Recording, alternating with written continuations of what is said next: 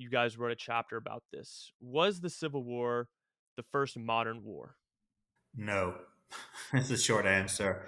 It's one of three modernizing wars, along with the Crimean War and the Franco-German War.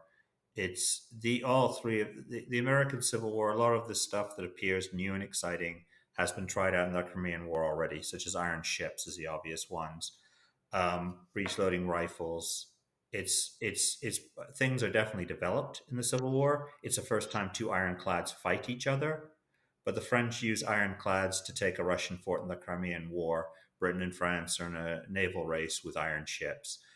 The French using hot air balloons like Thaddeus Lowe for spotting enemy movements. The French do that first in the French Revolutionary Wars. That the French are first with the ballooning.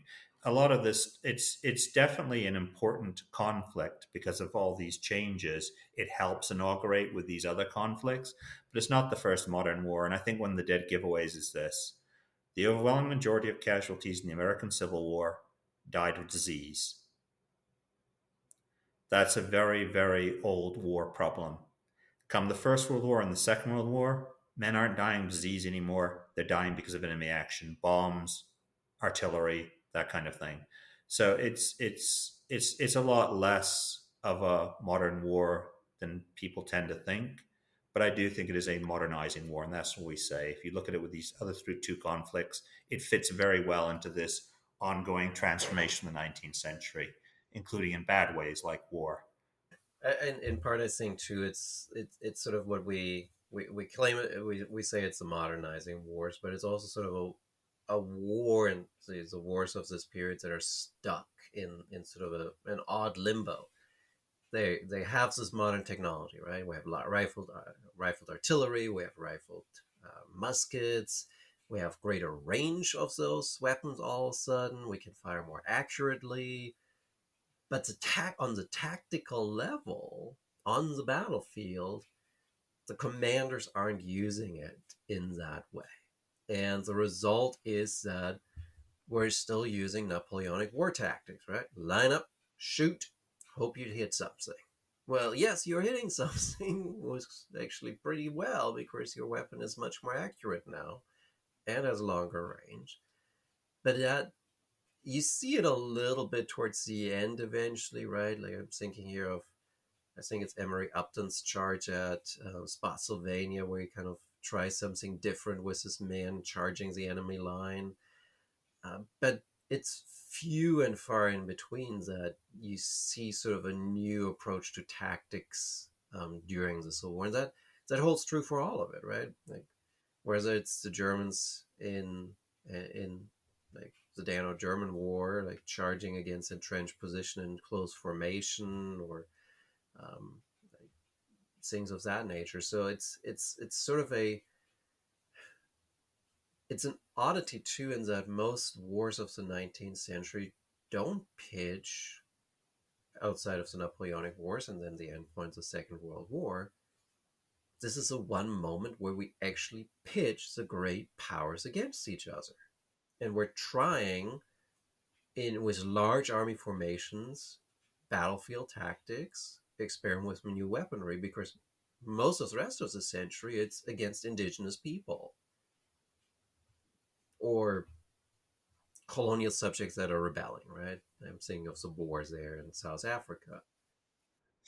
Yeah, I mean Sherman kind of gives it away, doesn't he, when he says the Battle of Sedan proves that the breech-loading rifle and the much faster firing heralds the end of cavalry, and he basically says that happened in this Battle of Sedan, the Franco-German War, and also happened to us, meaning the American Civil War. So there's a kind of rueful acknowledgement there that some of their stuff they're sticking to old. Their technology is making some of their tactics and strategies obsolete, and Sherman's got enough self-awareness to point that out in his memoirs. I think that goes also back to one of the points Duncan made, right? The naval arms race between Britain and France over ironclad vessels. Those are high seas vessels that can project, like the HMS Warrior, can project British power anywhere in the world. The Monitor can't even get 100 miles off the coast, considering it sinks in a storm off the coast of North Carolina, right? The U.S. ironclads are built for a very specific purpose along the coast of the United States to get through the coastal fortifications. They're not intended to project U.S. power. Um, they're a great experiment. Actually, you could give the Confederates more credit. They are actually planning much more projecting power vessels in a modern fashion, which they try to build in Britain, like the Laird Rams. So it's sort of a really interesting situation that some of this modernization is a learning experience. Like, what do we do? How do we best do it? And then later wars will learn from it or not. Right? The British did not. Nobody really learned was trench warfare, but it's sort of how can we make these weapons even more deadly, more projecting, more powerful. Yeah, I think this was a really dangerous time in American history, and I think we sort of see it culminate in World War One. You know, we have this rapid military technological advancement in arms, navies, fire rates, distance accuracy, all of these sorts of things. They rapidly um, develop, but the battlefield tactics and sort of, like Niels, like you said, it's a learning experience. The battlefield tactics didn't necessarily develop at the same rate. So by World War One, we're still seeing this trench warfare, but because arms are so developed for that time and they're so accurate and dangerous, we just see such devastation. I mean, it's such a brutal, devastating war. Just lines are gridlocked. And then World War II, we sort of see different tactics and tanks and blitzkrieg and rapid movement and all these sorts of things. But in World War One, you have this rapid military advancement from this time, but it took a while for commanders and battlefield tactics to catch up. Sure, and the Russian Ukrainian war that's going right now has suddenly alerted us all to the power of the drone. So this is happening right now as we speak. Sudden breakthroughs in or things that are changing the face of the battlefield, which none of us, or at least I, wasn't really aware of or thought about until this happened. But then, as a counterpoint, right? When you look at like Bakhmut and other places along the front lines, some of it looks exactly like World War One. Dig trenches, attacks the enemy trench, like mass formations on the part of the Russians to go after them. So we have modern stuff like the drones, which are like, incredible how the Ukrainians are using it in many ways. But then you have old tactics that we're still using, right? Like, how do you escape the enemy's fire? Start digging. How much of that though is just the Russians being Russians? It seems for all of time the Russian tactics have been to just throw as many bodies as possible at the issue.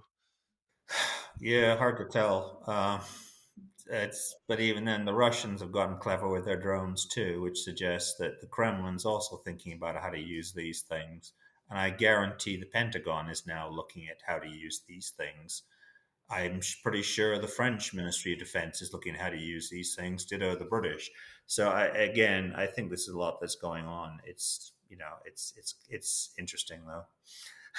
Well, but I think this sort of another part that we can consider, even that takes us back to the American Civil War, right? If you are, and so Ukrainians are in this case, the weaker side. On paper, they are the weaker side. You become more innovative with the stuff you have, right? Oh, I have drones. I can duct tape a bomb to this drone and blow up Russians. Wow. In the Confederate case, oh, I can put gunpowder in a metal canister, floats that out with a cable attached to it to a US warship, and sink it. Amazing, right? Like, or less so when if you run into Sherman, oh, I can bury those things in the road and blow up American troops. Oops, now I have to walk in front of those guys to dig up those things. Yeah, it's scary to think, especially looking forward, because technology advances exponentially. It's kind of scary to think about where military technology will be in the future.